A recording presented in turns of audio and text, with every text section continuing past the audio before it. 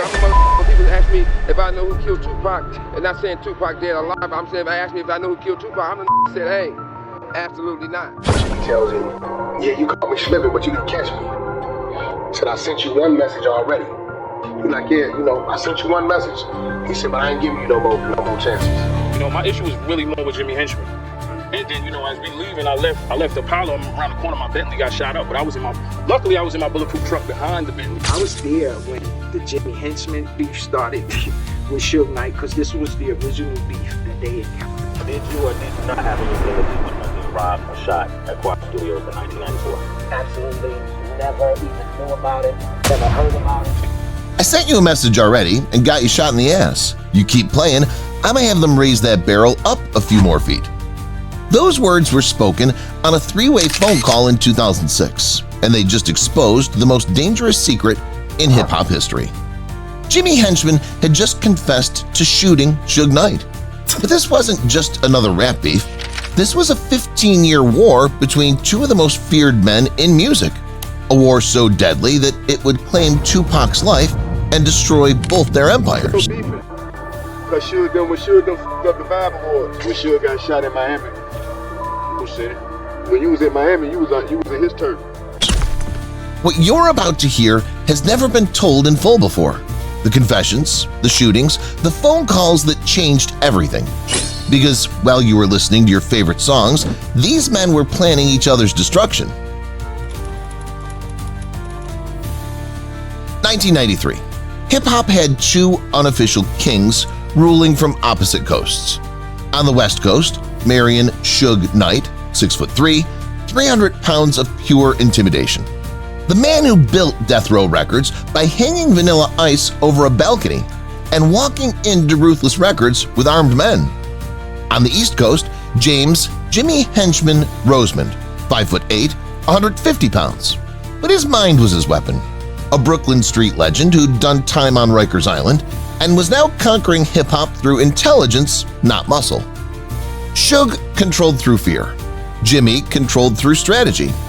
Both men were used to being the most dangerous person in any room. Both had built empires through violence and intimidation. But in 1993, these two worlds collided in Miami, and what started as a business meeting would become hip-hop's bloodiest war. By the time it ended, both men would be serving life sentences. Tupac would be dead, and the entire culture would be forever changed. This is how two kings destroyed each other. Miami, 1993, the meeting. Uncle Luke had invited Death Row to Miami to squash their beef over diss tracks. Suge Knight, Dr. Dre, and Snoop Dogg thought this was just business. They had no idea Jimmy Henchman would also be there. According to industry insider Lance Rivera, the tension between Suge and Jimmy was immediate. Two alpha males, both used to controlling every room they entered. The handshake was cold. The conversation was tense. And by the time they left Miami, both men knew they had a problem. But Jimmy was about to make it personal. November 30th, 1994, the Quad Studios set up. Tupac Shakur walked into Quad Studios in Manhattan thinking he was about to make $7,000 for a quick verse with Jimmy's client, Little Sean. Instead, he got shot 5 times.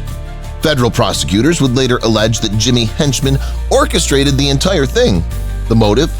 Tupac had disrespected Brooklyn street legend Haitian Jack, and Jimmy wanted to teach him a lesson.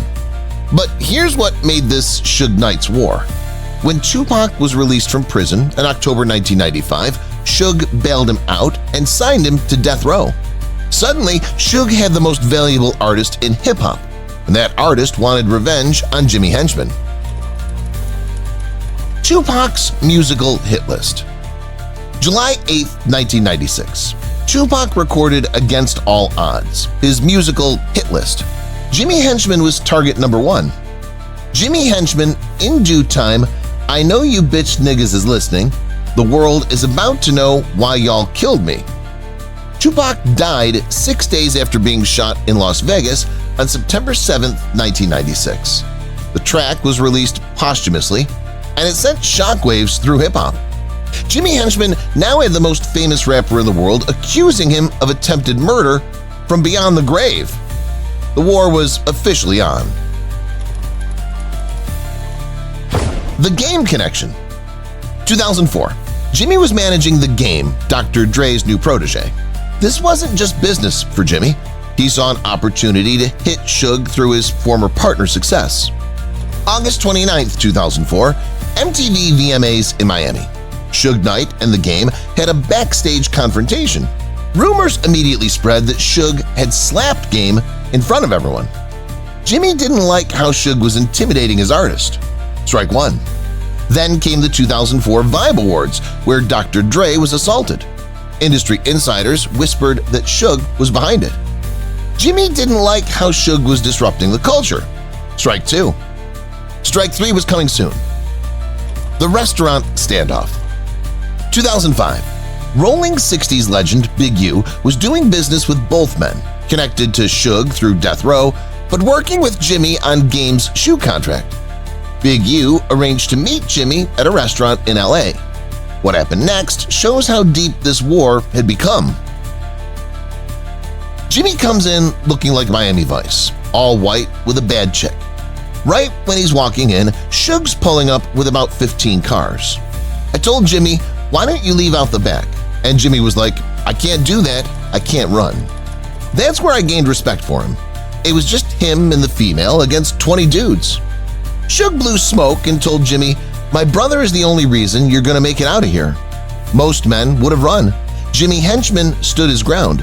But Jimmy understood he couldn't fight Suge's way. He had to fight smarter.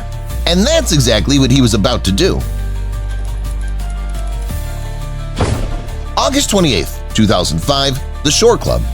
The MTV VMAs after-party at Miami's Shore Club. Just after midnight, Suge Knight was sitting in the VIP section when a man in a pink shirt walked up and opened fire. Suge was hit in the leg and rushed to the hospital. Police had no suspects. But industry photographer Johnny Nunez witnessed something that would remain secret for over a decade. Jimmy Henchman tells me, "Johnny, come get the shot. I saw Suge Knight by the bar." I said, "Jimmy, I don't think it's wise to go over there." He said, "Get your camera. When I give you the head nod, I want you to get this photo." Suge blew a perfect ring of smoke right into Jimmy's face. Then Jimmy gave one head nod to the left, then looked at me and gave me one head nod. Some guy comes from behind Suge. Boom, shoots him right there. Pure anarchy. Jimmy had orchestrated the entire thing. He positioned the photographer. He gave the signal. He arranged for Suge to be shot. But this wasn't meant to kill Suge Knight. The shooter aimed for his leg, not his head. This was a message. Jimmy Henchman could touch the untouchable Suge Knight anytime, anywhere. But the most shocking revelation was still to come. The confession. The three-way call. Sometime after Miami, Suge confronted Jimmy at Century City Plaza in LA. Jimmy allegedly ran from the confrontation. This infuriated Jimmy. He called Whack 100, who was working with Game, and demanded a three-way call with Suge.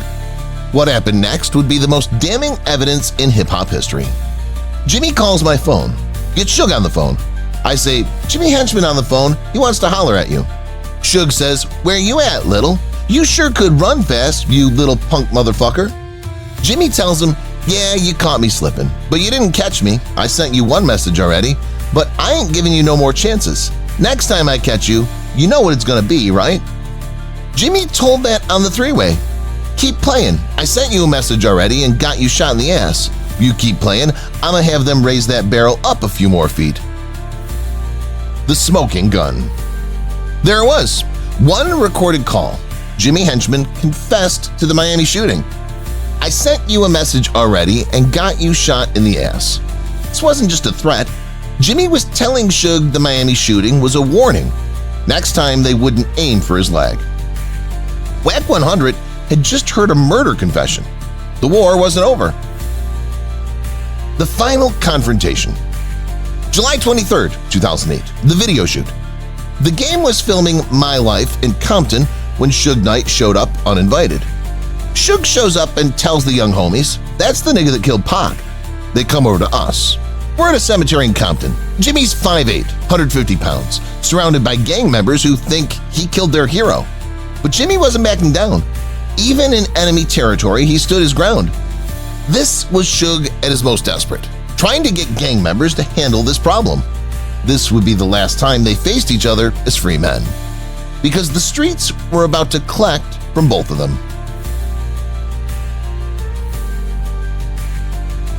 June 2011, Jimmy Henchman was arrested for running a massive drug trafficking operation. In 2017, murder charges were added for ordering the hit on G-Unit associate Lodi Mack. Jimmy was sentenced to life in prison plus 30 years. January 2015, Suge Knight ran over 2 men on the set of Straight Outta Compton, killing Terry Carter. In 2018, Suge was sentenced to 28 years for voluntary manslaughter. Both kings had fallen. Both would die in prison.